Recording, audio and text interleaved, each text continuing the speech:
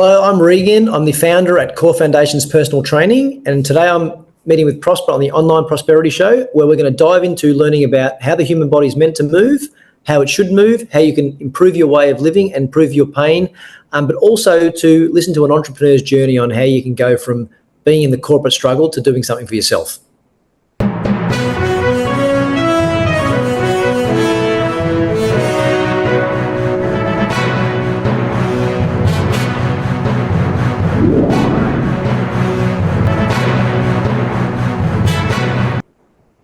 Welcome to yet another exciting episode of the Online Prosperity Show, the number one place to uncover exclusive insights into powerful solutions. And we're getting this straight from the people who solve them. I'm your host, Prosper Taruvinga, and I've got a question for you. Have you ever struggled with pain, posture issues, or just tried endless fitness fads that have actually left you worse off? Our guest today is Regan Zampogna, the founder of Core Foundations Personal Training based here in Melbourne, who is here to help humans move better. Now, Regan, how are you doing, my man? I'm very well, Prosper, and thanks for having me today. I've been quite excited to come on today and maybe share some insights to, how to help people move and better and live a better life. Absolutely. Well, the pleasure is all mine. This has been a long time in the making, and obviously you guys that lift heavy things and move in certain ways, you calculate your moves. So I'm glad that we now have this opportunity to have a chat. But before we dive straight into this, is there something that you just wanted to say just to clear the air and definitely get started on this? Yeah, I suppose all the things we're going to talk about today, I always say to people, this isn't medical advice. This is not something you need to take heed of today and implement tomorrow. This is just evidence-based stuff that either I've done within the studio with my team and all my clients over a 10-year period, and also some of the diet and the food and the things that I do to try to keep myself healthy are just experiments, I suppose, that I do every day to see how I feel better. So by no chance is any of this medical advice, and you should go and take it up tomorrow, but it hopefully will provide you some insights and some curiosity to maybe other ways that you can help look after yourself into the future. Fantastic. And thank you so much for obviously opening us up with that. And now that we've got all the legalese out of the way, let's have some fun.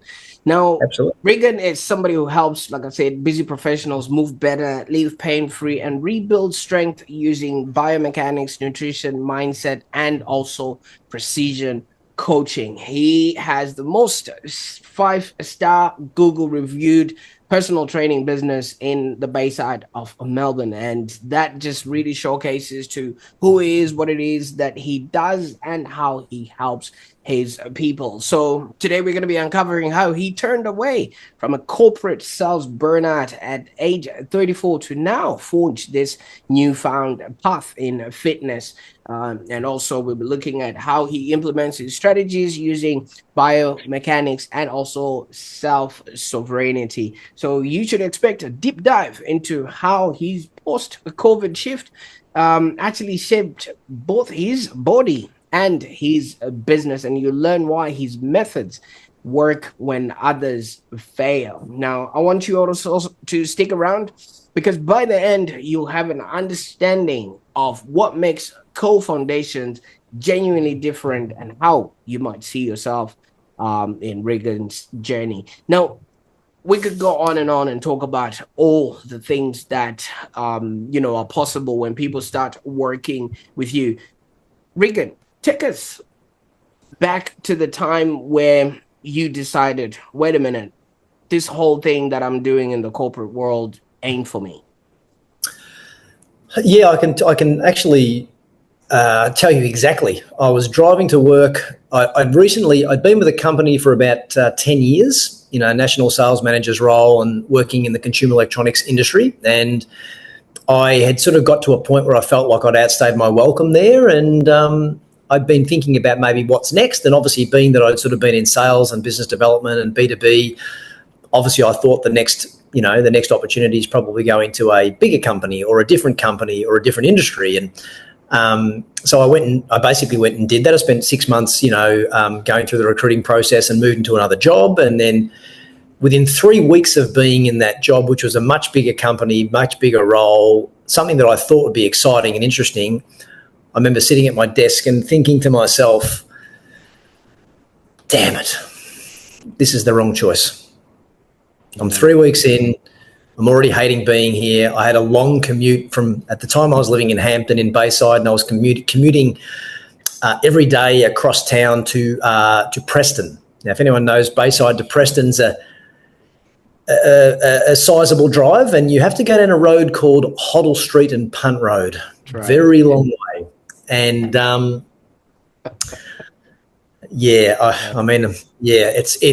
it's for anyone who does that grind, they know that it's a pretty horrible 1 hour, 120 trip. It's not that far in kilometres, but it's a hell of a drive. And within a few weeks of doing that drive and sitting in this office and contemplating life, thinking, man, I don't think I've done the right thing here.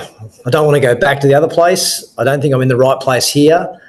And so a few weeks after that, I sort of just thought, no, maybe it's just, it's just a new job. I've just got to suck it up and we'll be fine. And then as the months started to go on, I just, that was in about August or September of 2012. And I remember I got my way through to Christmas and just had a Christmas break and maybe had 2 or 3 weeks annual leave. And I remember one of the first days driving back to work down Punt Road and stuck in an enormous amount of traffic. And I happened to get a phone call, and it was like a private number. And I'm in the phone. I was in the car, answer it on hands-free. And it's a bank I'd just signed up to have a savings account with or something a few months earlier had just called me saying, hey, you've just won this prize. It's the 2013, you've been chosen for this award and you're going to get $2,013 as a prize. I'm like, oh, okay, look, great. I'm driving to work thinking, well, I could put that $2,013 just on the pile of cash that I've got in the bank and just let it do its thing, or I could maybe use it for something. And so I'd sort of been toying with the idea of having my own business. My wife had just recently opened up her own skin and laser clinic about a year earlier, and I was really interested in seeing all that transpire. And I thought, I reckon I could do something here. And so in the end, I basically had been thinking something in the health space. I wasn't an avid fitness person or someone who's, always out there every day doing stuff, but I've always played sport and done a lot of stuff. And I've always been interested in that sort of stuff. And I was working with a trainer at the time, a coach at the time, who was in this sort of functional training space. And he was always happy and he was always vibrant and exuberant. And I got on very well with him. And I thought, man, this is something I can do. I think this would be quite interesting to go down this path. And long story short, I got into the office that day. I closed my office door. I rang up a couple of training institutes who look after the personal training certifications. And 6 months later, I was qualified and I resigned and I left a high-paying job with all the creature comforts that most people would say you're mad to leave, and drove out the driveway to nothing. Wow. And that's where the journey started. Absolutely. And thank you so much for starting us off with that. While you were talking about Punt Road, for some weird reason, my left leg actually started shaking. This brought me back to the time I had a manual car and it was a hot Melbourne day. I used to live in Northcote and I would drive into the city. Something that's a 15-minute drive would take hours because of the traffic in there. So my clutch foot actually started shaking because I took myself back to Punt Road and I said never again. But take us back to some of your sort of day-to-day sales roles that you were involved in, just so that we have an understanding of what the lay of the land was like, just a typical day. Mm. So basically, when I first left high school, I went to university and I just didn't like it. And I left after 3 months thinking this is not for me. So I'd been working as a part-time young student at like David Jones and M.E.D.I.A in the city, and doing some training and some sales through there. And then my mother worked in the consumer electronics industry for a company called Breville, and she'd had a few contacts in the industry. So when I left university, and she's devastated, thinking, "What are you going to do?" And My sister was always the academic one. She was always the smart one, success-driven, an accountant at the time, really straight-A student. And I was always the sporty guy, and was in the popular group and stuff like that, but never made a fist of school. And so when I left all the university and all that stuff, Mum's thinking and Dad's thinking, like, what's this guy going to do? Like, he's got to get a job, he's got to work. And I was always pretty good at influencing people and talking and stuff like that. And so Mum said, listen, hey, I've got some people I know. There's a retail store. You should maybe hit them up. You're out of work. You need to do some stuff. So I actually started my sales journey at a company called The Good Guys, which you might have heard of, the electronics business. And this was back when they had about 11 stores in Melbourne. They were only a Melbourne-based business, and I was working at the head office store. And I sort of moved my way up through the ranks there. I ended up becoming the face of their advertising campaigns on their brochures, just due to chance. I ended up managing one of the stores there, and I sort of, I suppose, cut my teeth with some very old school, older sort of white goods and brown goods salespeople who, used to try and, slit your throat to sell the next fridge or the next washer. And so I learned a lot in those 4 or 5 years as I progressed into management, and thought, hey, I'm pretty good at this selling stuff. And I was, number one salesperson in the country there for a while and doing really, really well. But like you do sometimes, you sort of get to a point where you think, oh, am I going to be working, 6 days a week in a retail store my whole life? And, I'm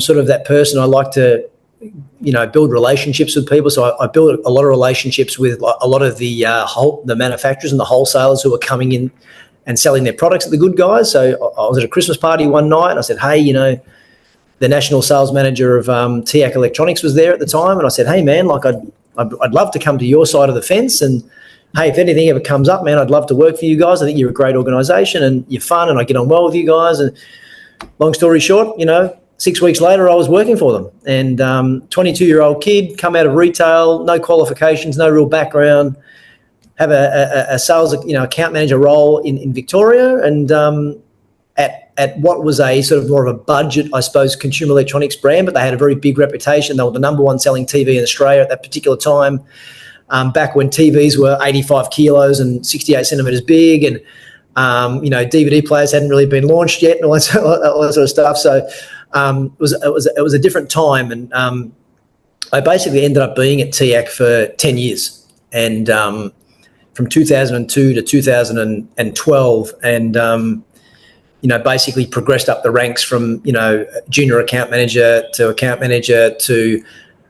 sort of senior accounts, and then it became state sales manager, and then ended up taking a regional sort of sales manager's role, looking after most of the east coast of Australia, about $80 to $100 million portfolio across about 85 products, working with all the national retailers like Harvey Norman, The Good Guys, JB Hi-Fi, Bing Lee, and companies like that. So so it moved really well for the most part of it. Really enjoyed it. A lot of flexibility on the road, a lot of travel. A lot of international state travel. So I got to see a lot of things that a younger guy maybe wouldn't normally be able to get, especially not having to pay for it. So I got a company car and petrol card and phones and laptops and all this sort of stuff that most people pay for. I didn't have to pay for most of my adult life until I started my own business. And to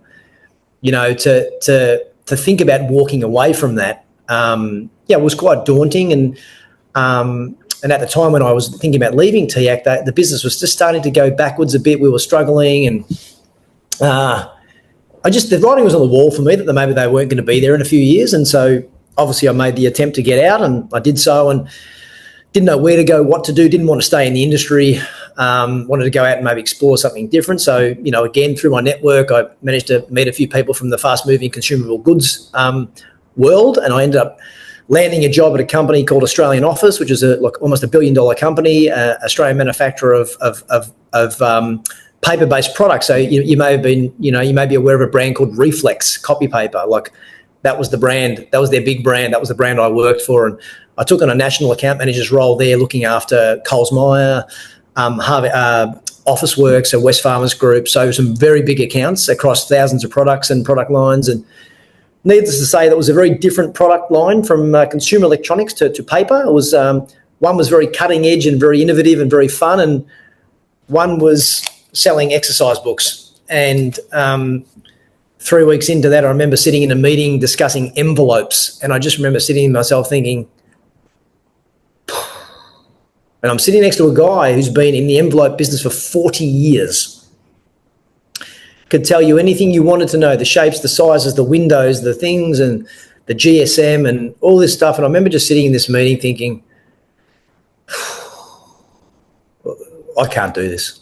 Like, this is going to be a bloody long road to sell copy paper and exercise books and back to school. And I know it's all stuff that people need, but by God, it was the most boring job I think I've ever had. No, actually, it is the most boring job I've ever had. There was a couple of good people there, but I had a very different personality. They were very deep into this paper business, and I was just, I don't know, I felt like the black sheep from the day I stepped into that place. And hence why I thought, man, like this is a means to an end. This is maybe I've got to find a way to do something different. But I wasn't overly excited about just maybe moving from place to place to place, trying to find the product or the thing that filled my bucket. Hence why I sort of made a call that I thought, well, if I'm going to sell something, maybe it's me. Absolutely. You see, you started talking about envelopes, and I remembered my little sister once got sick because back home in Zim, we used to have envelopes, but they kind of put a bit of a taste to the glue, and my sister just started. Absolutely. So I can imagine if you would have gotten bored in the boardroom, it was interesting. Lick some envelopes. And speaking of sisters, you did mention, your sister, and we've had the privilege of having her on the show here. Now, I just wanted to sort of maybe bring this across and say, was there any expectation on your part, considering your sister was studious and academic, and there you were being the stud as you portrayed? And I mean, you did end up being a model for the good guys, but, back in that time, it probably wasn't looked at in that sort of way. Was there an expectation for you to do well or to show up? I wouldn't say overtly. There was pressure from my parents. I think my dad, my parents are both, high school dropouts. My dad turned 81 this year and my mum turned 79. So they were in the era of school where you could leave at 14 and go and get a job and all that sort of stuff. And both of them did that. So they were certainly not very academic. So they probably weren't leading from a place of you have to do this. However, like most parents, you probably, you are led to believe that, well, you go to school and then you go to college or whatever you do, and then you get a good job and you buy a house and you get married. And so like most of us, they're sort of indoctrinated into that system of belief, and whether you really adhere to that or not, it's still pretty commonplace for them to probably behave that way. And I think, my dad was quite supportive. I think he knew how much I hated school, and he was sort of like, you'll work it out, and he's probably supported me. Mum was probably a bit more nervous, given the fact that Bri was very academic, like the whole way through school, straight A's. Like if there was a B there, it was like a midlife, it was like a crisis, you know what I mean? And when I got a B, it was like, you're guilty. It's like, away we go. So I think they were probably more, when I was going through this process, Bri had just finished her, her university degree at Melbourne, and she was started a very big company, Price Waterhouse, and so in my parents' eyes, she was probably set up, like she was okay. Like she'd had the job and she was financially going to be okay, probably, not guarantee, but most likely. And here's me, 18, 19, hating university, getting in, just making it, mucking around, then working in retail. And so I suppose they were probably, the optics of that probably for them were a little bit worrisome, although they knew I was very good at sales, and but probably to them, they probably didn't think how far could you sort of take it. So, I think when I did get that original job at the Good Guys, which again was sort of due to help from my mum, I sort of felt somewhat, I won't say not pressure, but I felt like I've got to try and make a go of this because I've had a bit of help, and I'm not going where Bri's going, and it's going to be a different path for me. So I think, but once I started to progress through there and I was earning actually pretty okay money as just a salesperson, I think that probably allayed fears a little bit. And then obviously when I got the opportunity at TIAC, which was a whole different role, I think a few years into that, when I was probably, 24, 25, I was probably earning really good money for someone who was, a non-university, degree, bit of a jokester, bit of muck around, played a lot of sport, loved going out, So I think they probably realised that, hey, he might actually have found a niche here and he might do okay. And I think they could sort of see what I was doing, and it meant that they were pretty safe in knowing that you're okay now. Absolutely. That's always a good thing when your parents sort of rest and just let you be. And, half of the time we discover ourselves on those journey. But, now that we have established what you had going on for yourself, I mean, you had all the cars, the accolades, everything else that came along with all the sales jobs, the travel, the perks and things, like you said, some of the things you never had to buy it, in your adulthood. What was if you had any maybe biggest fears of walking away from this stable salary? And by then you had your then girlfriend, who's now wife, what was the response, the day you walked back home and you're like, I'm not going back there? Yeah, I mean, I think I'm lucky in some aspects with my wife because, was my girlfriend at the time, but she had obviously started her own business, and she'd already been working for herself previous to starting her actual own salon. And so she was sort of very, I suppose, driven and entrepreneurial like that, to want to do it for herself. And at the time, obviously, we didn't have kids. We didn't have any sort of mortgages or big overhead costs or anything. So, and I was probably fortunate enough with what I was earning and how I did that I'd put a bit of a stockpile of cash behind me. So it wasn't like action stations day one. So I could basically take the risk. I had a plan B, but she was very, very supportive. And I think, part of the reason I ended up doing what I did is because, when I sort of first mentioned, hey, I'm thinking about, becoming a personal trainer, she's like, oh, you should do it.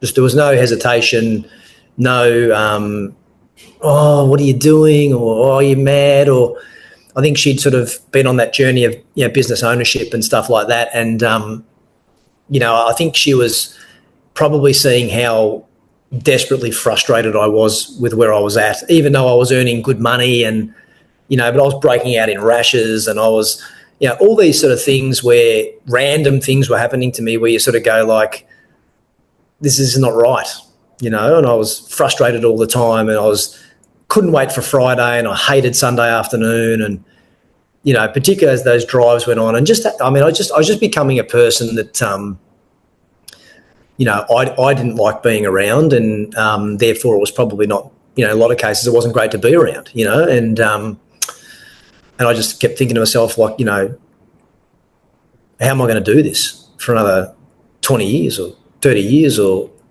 so it was, but the support was always there. And I think, my parents probably were a bit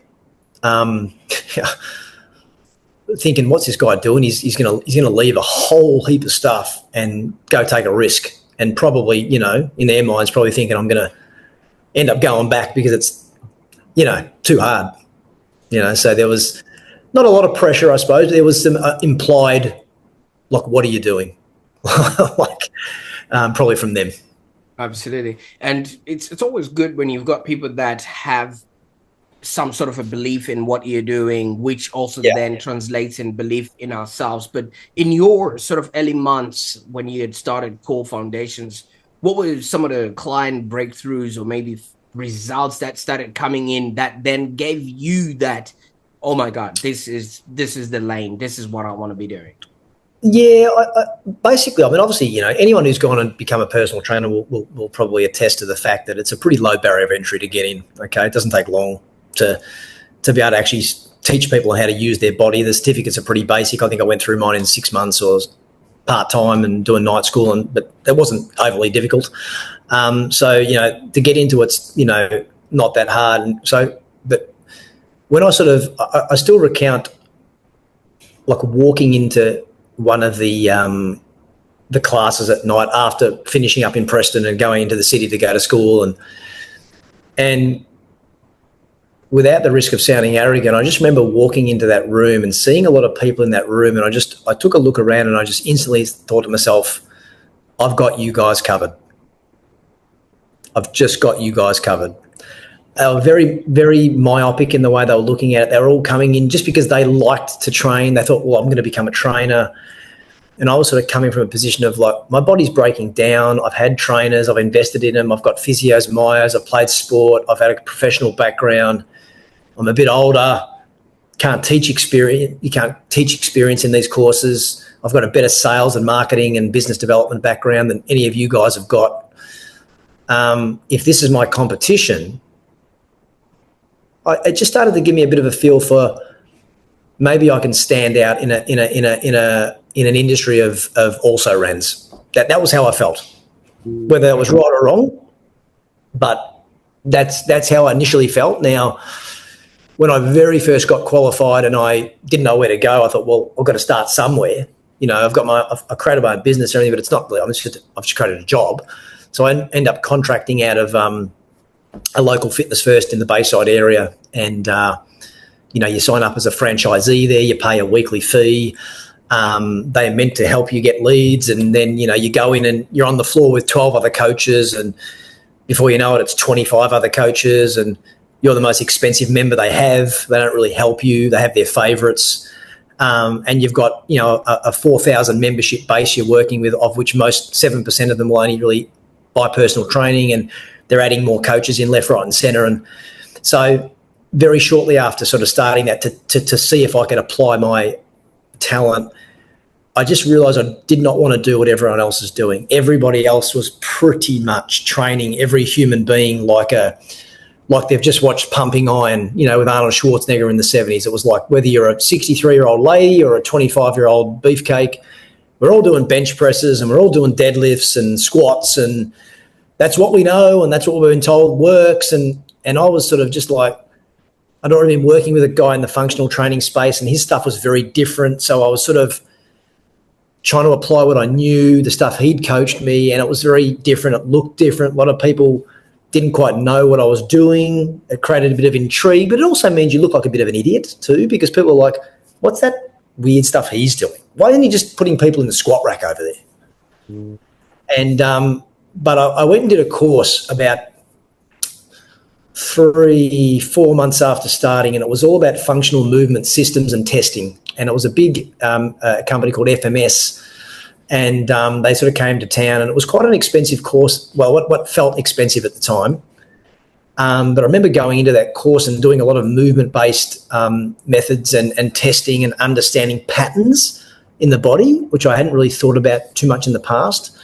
And I remember being in that couple of day or 3-day course or whatever it was. It was quite in depth, very big days. And I remember looking at the way I was moving and thinking, oh, geez, I move like shit.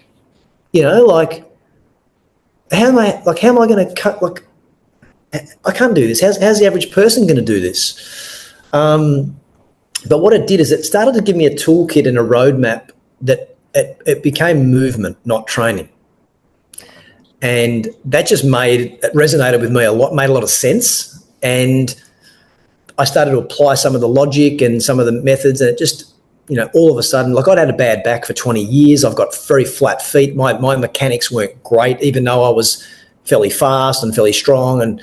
But as I was getting older, it was all getting a bit harder. And I came into this industry at 35. So I'd already paid a lot of the prices of sins of the past with my body. And I thought, like, geez, there's got to be a better way. Like, there's just got to be a better way to help people, because I was in, I go back to a story, Prosper, where I was at the job that I'd left, the last job that I actually had, which is at the office company.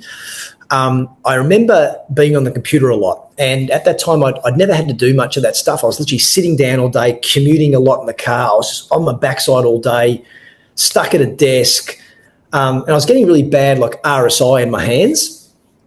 And so there was an osteopath and a myotherapist right around the corner from where I was living in Hampton. And so I was going to get, some massage and some dry needling and some techniques in there, because it was just really troublesome. It was really bothersome being there all day. I was very uncomfortable. And I remember one day I'm in a session on a Saturday morning with one of the girls there, and she said, listen, I'm just going to go grab something and I'm going to pop out. I'm back in a minute. And I remember just looking at the computer screen and seeing like all my appointments there. There's like 35 appointments in like the last 6 months. And I'm thinking, like, this is not right. Like 35 appointments at $100, $90. I'm starting to calculate what I've spent. I'm thinking, but I'm still coming in for the same problem. So it just started to spark a bit of interest to go like, this is not working. The system's not working. My body doesn't like to be sitting down all day, and I don't think anybody's really does, but mine just really didn't like it. My hands are sore. I've been treated a lot. Nothing's getting fixed. And it just sort of, I think about back there, I think that when I came into this industry, it's like, there's got to be a better way. Are we really helping people was what I was starting to actually question, going, are we actually helping people get fitter or stronger, or, you know, are we rehabilitating them, or are we just managing symptoms? And I think that was probably a bit of a moment to go, if I'm actually going to make it in this and do anything of any really importance, if I keep doing what everyone else is doing, well, you know what, there's going to come a time where it's just boring and I don't want to do it. And if I'm going to be in the art of coaching and wanting to sell myself, like,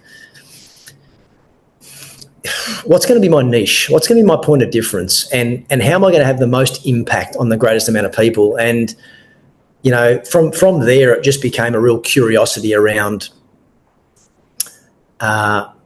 trying to look at best practice, trying to look at things that weren't status quo, trying to be a bit more curious, doing courses, going to seminars, trying to get around that movement space and understanding the human body better, not just from a, you know, I do an arm curl and my arms get stronger. How does that replicate to life and all those sort of things? And it basically took me on a journey of really, you know, going down the rabbit hole of trying to fix my body and to, you know, get the feet that I've never been able to, you know, run on properly because my foot were flat, to get them feeling better. My back, where I'd keep doing my back 3 or 4 times a year, you know, and these are things that most people are dealing with. And I thought, you know, if I can help myself get this right, imagine the impact I can actually have on people that I'm seeing every week, to give them some insight into maybe another way that exists around the system of, well, I go to the trainer, he does this, then I inevitably break down, then I go to the physio or the osteopath, they do some treatment on me, but they don't see me that often, so they do this, do that, then I go back into the trainer, doesn't fix the root cause of the problem, happens again, and I was on that hamster wheel, you know, training, hurting myself, training, hurting myself, training, hurting myself. And I just thought, it's health and fitness. I think all we're really selling people at the moment is fitness and fitness. And we're adding a lot of fitness and strength to dysfunction. And in that journey, I met some really key sort of global leaders at like conferences that I managed to just infiltrate into their courses and speak to them and have lunch with them and, you know, become sort of almost friends with them. And I think out of pure curiosity, going like, how have you guys done it? What have you seen? And the movement-based stuff just kept really intriguing me and basically started to shape pretty soon on in the journey of like, no, I've got to take it in this direction. I've got to stay the course, even if it looks a bit different and a bit silly or it's not mainstream. I don't think mainstream's working, just from what I've seen in a very small sample size. And I just don't want to be in mainstream. Mainstream looks boring to me, just sitting there coaching someone on that machine to that machine to this machine. It just didn't seem like the way forward, but I felt intrinsically like I was in the right place and I'm in the right career, but it just didn't feel, the shape didn't feel right. So I thought, I've got to explore this a little bit further. And I suppose, you know, I say it's like I went down the rabbit hole, took the red pill in the Matrix, and once you plug into that, you're very hard to go back. Absolutely. You see, you know what I like about that is, and I'm going to say this with utmost love and respect, the healthcare or health and fitness or whatever it is that you're talking about around here really revolves around fixing symptoms, just fixing what's visible without actually going to if it's pain elimination or if it's actual restoration that needs to happen, because so many people go to these practitioners, they could go to a chiro or some sort of other practitioner for, like you said, 30 visits, and yet nothing ever happens. It's not necessarily fixing the problem. It's just managing the symptoms in such a way that people keep coming back for more and more and more. But this is a whole different mindset, like you're saying, the red pill and things like that. It's literally designed like that. It's designed for people to leak envelopes for 40 years and not realize that this is not right.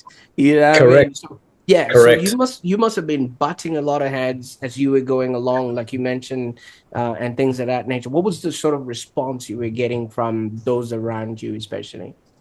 Yeah, I mean, particularly when I was working at a Fitness First where there's 20 other trainers who are largely doing the same stuff. And there was sort of an incident at the gym where the general manager of that gym brought one of his friends in, similar to me, a bit older, different industries, asked me to sort of help him because he saw that I would sort of set up pretty well. I had my own business cards and my own shirts and my own stuff. Like most of I had an FBOS machine on day one. Most people are, doing direct debits and taking. I just bang, pay up front. So he sort of saw that I was doing better than most. And can you help, this guy come on board? And at the time, I was really, gung ho, and I'd love to help. I'm loving this, and I basically started helping this guy. And about 2 months later, I remember I get a call from someone. They said, "Hey, have you gone into business with that guy?" I'm like, No, I haven't. Oh, well, when you come in, man, just check out his new business card. I'm like, okay.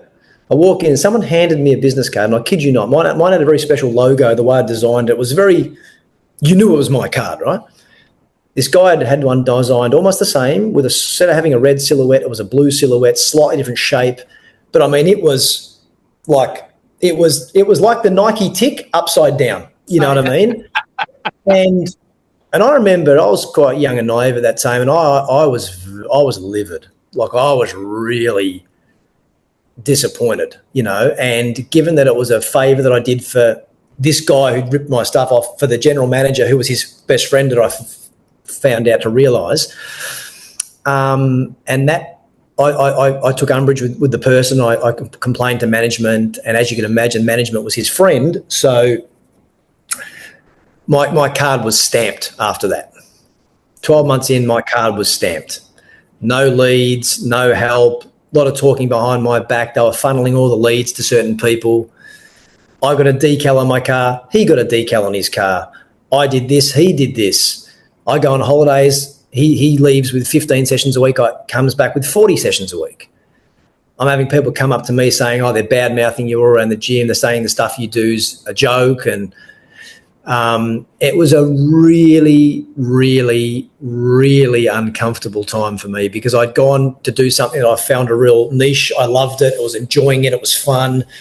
Then all of a sudden going to work and seeing this person every day, quite frankly, I wanted to smash his face in, and it was because it was so blatantly disrespectful that it was my first real lesson in business. Really strong lesson, as you can sometimes you've just got to keep things close to your chest sometimes, and sometimes you can help and sometimes you can't, and sometimes you shouldn't, sometimes you shan't, that was really difficult to navigate that, because I sort of felt like I was a real fish out of water then, and I almost felt like my days were numbered. And so but basically, as tough as it was, it also then led me down a path of, while I'm here, I've got to find a way to navigate when I'm sort of playing against the tide here, because the tide, it's already hard enough with competition as it is, but now I've got people sort of conspiring to sort of try and knock me down a bit, because I was doing something different and I was well liked and I was making a fist of it while doing something very, very different, which I think for a lot of people is confronting. Different can sometimes be very hard for people. It goes against their biases and what they know, and they've got to try and hold on to that. So I was just doing something very different and unique, and I think I was an easy target, to look back on, but I think it's what made me the person I am today, because I started to have to get very calculated and very serious about, like, shit, if I don't get this right, I'm going to be out of here in no time. Like, and I'm going to have to start again somewhere else. And so I just started to get deeper in the rabbit hole of what I was doing. I got more specific. I got more detailed. I set up better systems and checks and balances. I found ways to, for a better term, bribe the salespeople there to give me leads. So I thought, you know what, if when the going gets tough, the tough get going. And I had to find ways to massage and stimulate and grease the palms of the wheel that was driving me. And in the end, I still built a very successful sole trader business there, even within that realm. I think in the first year, I still built about $110,000 of training services, which is a lot. In that sort of industry, given that most trainers work 6 days a week and do about 40 grand a year, they last 9 months, they don't last very long. I sort of thought, well, if I can survive that, I can be against the tide, I can still make a fist of it. My customers really like me. What I'm doing is making a difference. It is definitely different. The reviews I was getting or the clients I was attracting were people who were already doing stuff, going, this is not working. What are you doing over there? That looks different, looks interesting. So it just sort of sparked a chord of going, as hard as it was and as difficult doing something different, it still felt right to pursue and not just roll over and go, well, everyone else is doing that, so I should conform and go down that path. So it was a tough time, but it was probably the moment where it built a bit of resilience and determination to go, I'll show you. You see, when things are happening, it does seem like, things are against us. Take, for example, a seed. When a seed is starting its journey, what might look to the seed as being buried is actually being planted. So whatever dirt they were throwing at you and things of that nature, that was actually then giving you the fortitude and the resilience that you now have. But not only was it people around you that were throwing shade in your light, even nature did something at you as well. I mean, I've been in Melbourne long enough to remember one particular year where I think if you were in the gym industry or if you were in the face-to-face sort of industry where things got shut down, and we were one of the most locked down, cities and the world. How did you survive that? Well, forgive me if I've got a little bit of PTSD thinking about it right now. It does send a shudder through the system, thinking that, only 5 years ago, a business that I started and set up my own training facility in 2015, October 2015. So we're coming up to our 10-year anniversary this October. And, so less than, 2015? Less than 5 years in, we just come off, we just started to grow the team. We started to make a few moves, and March 2020 was the best month we'd ever had. There you go. And, well, it started off, and then all of a sudden by the third week you're starting to have all the rumblings of this happening. And, I'm not going to lie, I still recall a moment because my wife had a service business as well, and we just had I had a couple of young children, 4 and 2, and I remember sitting on the couch watching the TV with another one of those horrible bulletins every day. And I remember just sort of sitting there thinking to myself, shit, like my gut just went, this is not going to be a few week thing. Something didn't feel right about it. And I thought, you know what, we're going to be we're going to be planning the year out here. We're going to be thinking the year. We've got what can we do? Because we are what ended up being the first to shut, the last to open, the most ridiculed, the least worried about. You can go to a McDonald's and eat junk food, but you can't go and look after yourself. And it was a case of something about that just, particularly after the first, maybe the big lockdown when we had, I think it was maybe when we had the first April to June or something like that, a couple of months. 2 weeks. When we sort of 2 weeks to 2 weeks to flatten the curve. Yeah, rightio. I think we can all sort of look back, and everyone had a different experience, and I won't go too deep into that today, but like for me, my curiosity levels and just the way my brain thinks, something just didn't feel right to me. And as it turned out, hindsight's a wonderful thing, but you look back after 2 years and after 18 months of lockdowns and shutting everything down and opening it up and shutting it down and doing this and doing that, what did it achieve? It just kicked the can a little bit further down the road, stuffed the entire place up, made Melbourne, which is a place I've loved to live my entire life, a place where I'm sort of going, I may move out of here at some stage. This may not be my end game here, and but that time was, incredibly challenging. But I think again, you go through those stages of almost like really quick stages of grief. You get it, you're angry, you're upset, you're sad. Then you sit there 5 minutes later going, well, shit, I've got to get moving. Like, what am I going to do? I'm in survival mode. So we ended up, the nature of the specificity of what we do and how we work with our clients, I think, was the pivotal reason we succeeded for those 2 horrendous years in 2020, 2021, because we are only working primarily with people in a one-to-one environment and with technologies, thank God, like Zoom. I could, Prosper, work with you in that room there for the next 18 months with limited equipment, of which we found equipment, we outsourced it, we delivered it direct to people's houses, we built an entire online ecosystem through our website with live group training that we brought in every day so people could just log in when they wanted to. We also did the one-to-one training with our clients. We basically just gave them no option. Hey, guys, you're going to have to do this. We're going to have to think about this for a time. How do we make it easy for you? We're going to drop equipment to your house. We're going to do it at discounted rates. We discounted our training rate because we knew they weren't be able to come in, but we just took I think it was 10 or 15% off, just say, guys, we can't deliver you what we would normally. However, in order to survive and come back and do what we do, we need your support. Let's go on this journey together, make sure we can keep you healthy while everything's going to pieces. And we mobilised that very, very quickly. We had a few days off, and then we just came back and went bang, bang, bang, bang. 6 weeks later, we had the online portal set up.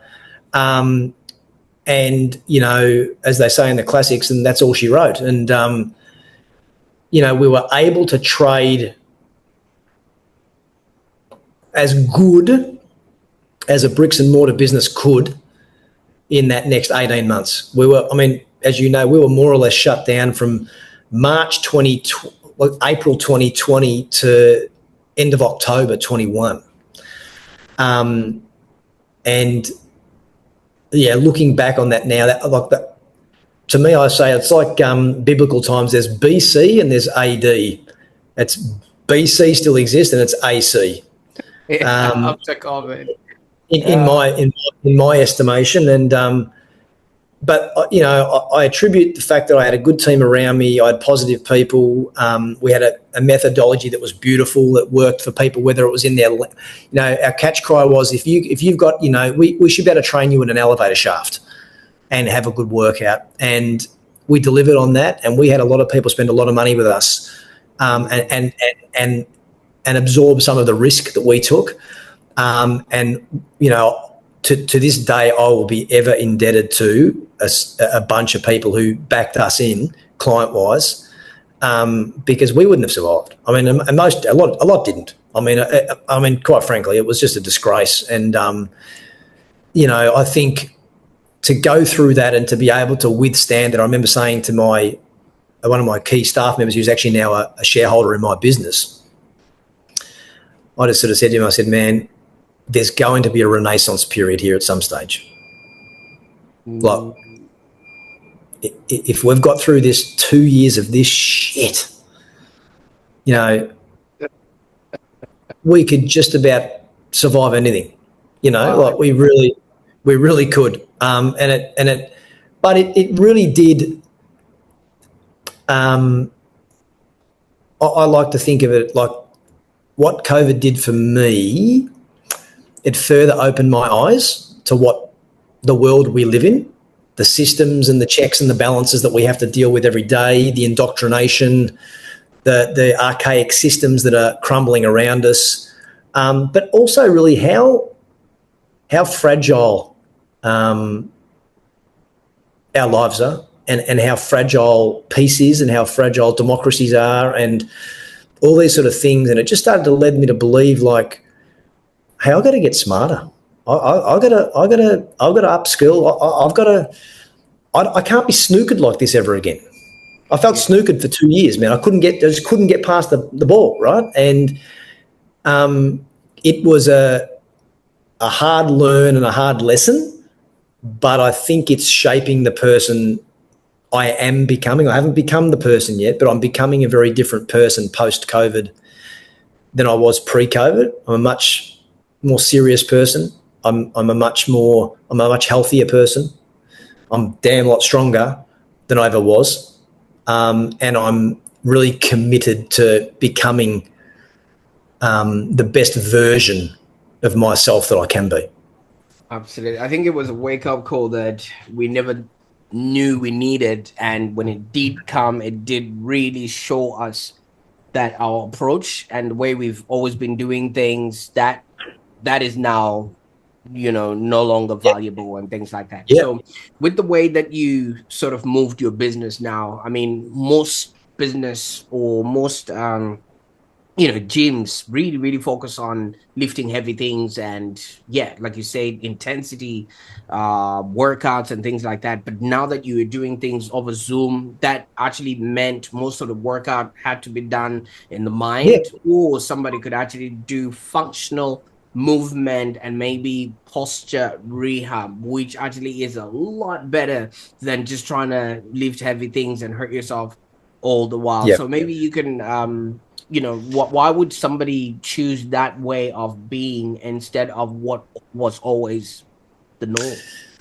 I think it's what it's just what you've grown up understanding. Some people grew up playing sport. Some people in our age, like in our age group. So I'm turning 40. I just turned 47, and like we grew up in the era of the 80s and the 90s, where there was all these different fitness fads and Taibo and Zumba, and gyms were opening up everywhere, and Arnold Schwarzenegger was on the front page, and doing bodybuilding and pumping iron, and so we sort of went from not really doing any gym work to then all of a sudden gym work became sort of bodybuilding and strength training and a very particular or aerobics or group classes and stuff like this. And I think it was in those early days where the industry was finding its way. And I think the way we sort of approached it and the way we started to really find our niche is that we just started to look at the body and go, okay, so what are the first principles of movement? How's the body meant to move? And when we think about the body and think of first principles, we go standing, walking, running, and throwing. That's what a human being has been put on this earth to do: stand up, to walk, to run, to throw. Now, like I say to a lot of my clients, we don't have to throw much anymore to catch food or anything, but our tissues, our body, our patterns, and our myofascial system and our musculoskeletal, it's orientated around those types of movements. It's not orientated around sitting down all day. It's not orientated around lying flat on a bench and doing a bench press. As much as there can be some benefit in those areas, are we moving closer? Speak for yourself, Regan. I'm very, very geared for this type of activity. I've got biceps in my thumbs now because no, you see what I mean, right? So it's like there's all this stuff we have to do by repetition now. Industrial age, we sit down a lot more. We don't have to walk upstairs. We get escalators. We don't have to, we don't have to do a lot of the stuff that we used, the incremental, the incidental. Everyone tries to park right next to the shopping centre, not away, and we're, my business partner says a great thing. He says, people think it's practice makes perfect. He goes, it's practice makes permanent. And if you're permanently sitting down or you're permanently reinforcing poor mechanics, I like to refer to it as like a lot of us are walking around with flat tires, and then we're wondering why we don't feel good. And then we try and pump them up, but they go down again. And we don't actually address the fact that it's not the tire's not flat, it's punctured. So no matter how many times I pump it up, it's going to keep going down. And we just looked at things and went, hey, I went and did a training course.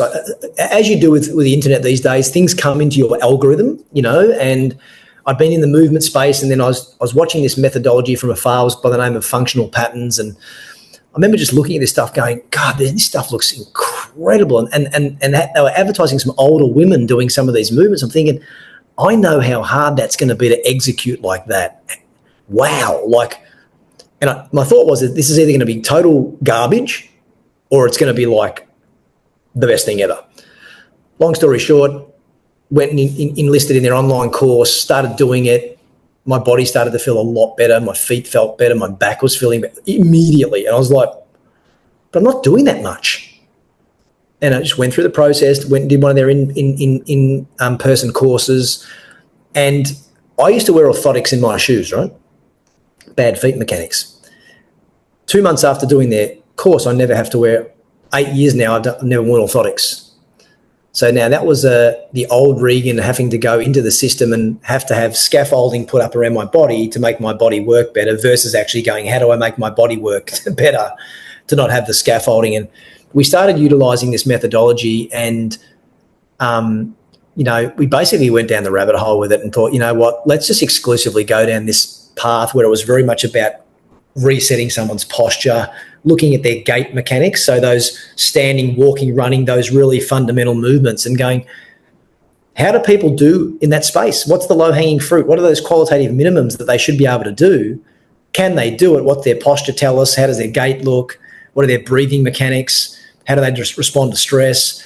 How much sunlight do they get? Like all this sort of really basic sort of stuff in the biomechanical space. But we started to just experiment internally on ourselves, and we're starting to think, wow, this is really working. And then we had a young boy come up one day with his parents, and he'd had chronic back pain, like just 10 out of 10, been to every practitioner, every medication, every injection. And I just remember, this is not long after we started using this methodology, and I just remember saying to this young boy, I said, Jordan, I said, can you stand over there for me? I just want to assess your posture. And he had a pretty horrible disposition. He's very arched in his lower back. He had a lot of things we would refer to as limited intra-abdominal pressure, overlordosis. He just looked a bit like a piece of cooked spaghetti, no tension in his body. We did a couple of postural drills with him that day, and he goes, oh, my back's gone from like a 10 to a 2, just in one session.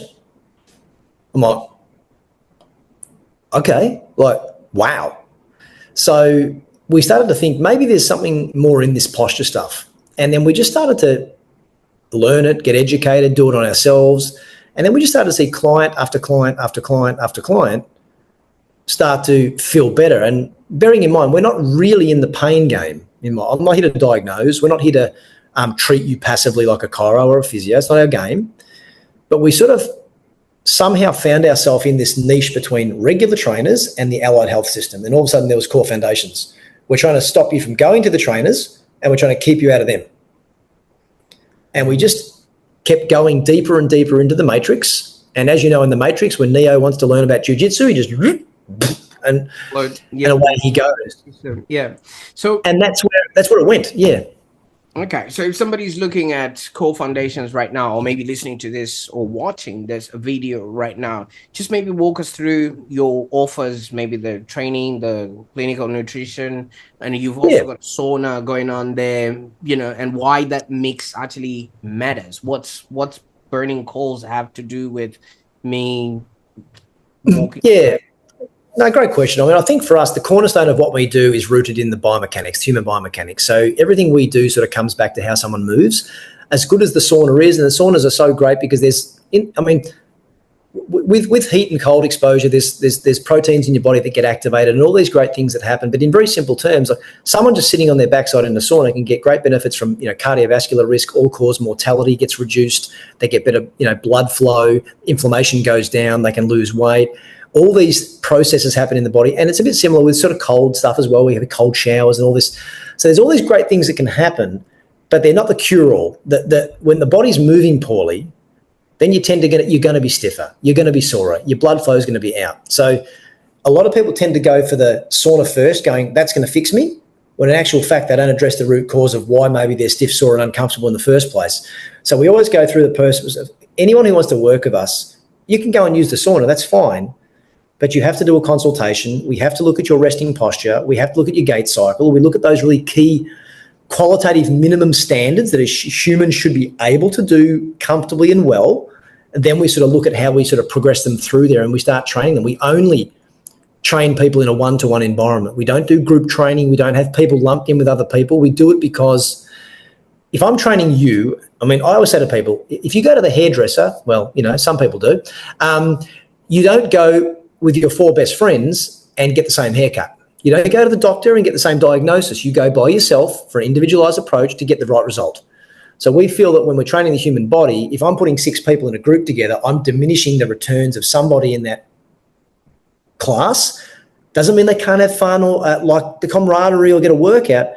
But when people are coming to see us and they're wanting something fixed, it's very hard to fix it when I've got their 3 other mates chewing their ear off in the class who need something different to what they do.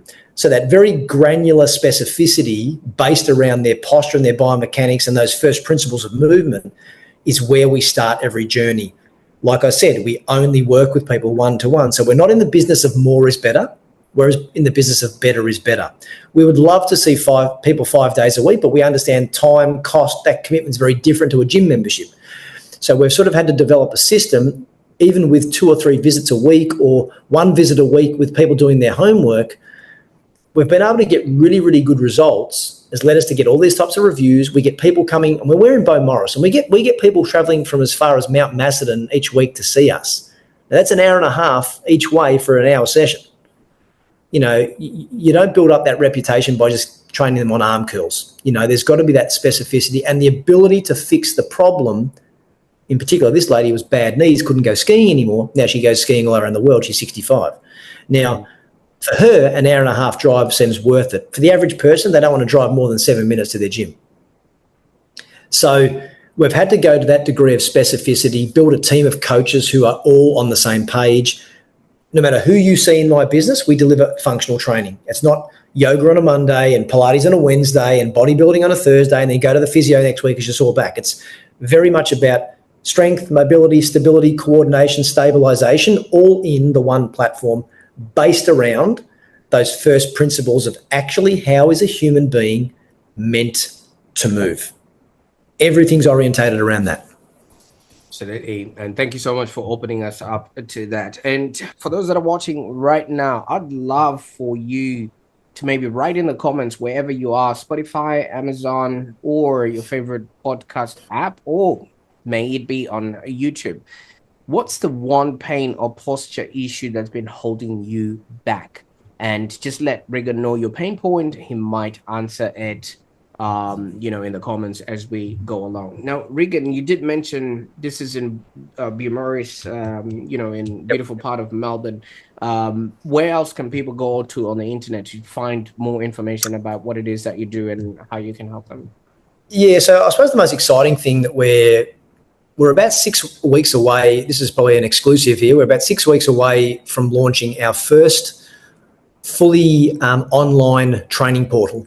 Okay, the first iteration of our online business is going to be the Core Foundations Experience, or CFX, where we've put together, we're trying to create an online experience. So for our Instagram followers or for our Facebook followers or on our website, people who can't get to Beaumaris or don't want to do maybe a Zoom personal training session, they're going to be able to access the best bits of Core Foundations, the experience that we deliver as best as we can in the studio. We've broken it down into a done-for-you training portal where there's going to be a whole lot of education around your myofascial system, your posture, your gait, how to do myofascial release on your own body, troubleshoot. There's a lot of education through joint by joint.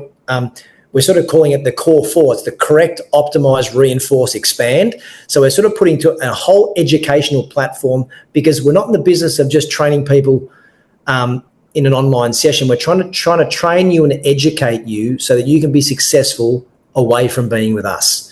It's the first time I've ever had anything at this level of depth that people are going to be able to get their hands on. It's going to be launching mid-September at this stage. It'll be a subscription-based product. We'll have a lot more information coming over the course of the next few weeks in relation to launch dates, pricing.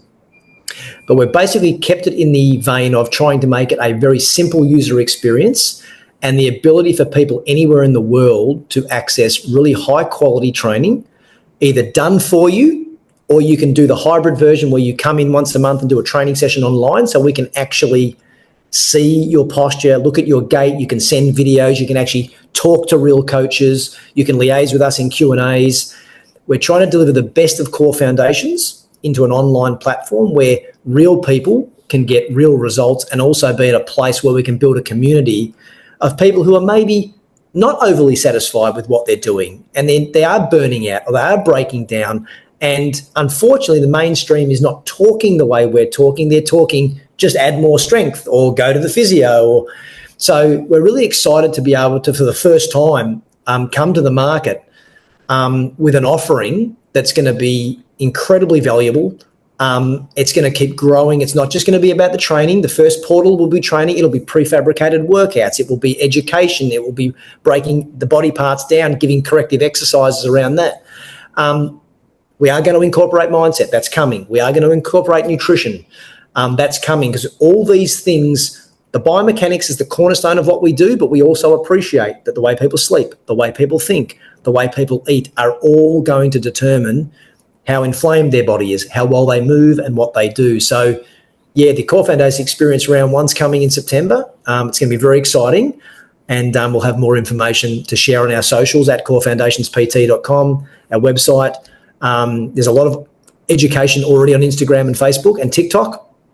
You can hit us up there. I hope that's answered the question. Absolutely. And I'll make sure that all those links are in the show notes below so that people can find their way there. And congratulations on all of this. I mean, obviously, when we started, you introduced us to this 34-year-old guy who didn't want to leak envelopes anymore, or lift another heavy television, or to sell paper and things of that nature. Would you have, maybe while you're stuck on traffic on Punch Road there, ever thought that your life will be like this today? I don't know if I would have thought I'd be where I was today, but I always had this belief that I was destined for something greater. That's it. I just don't know how it's going to show up yet. I don't think I'm there yet. So this is the next chapter.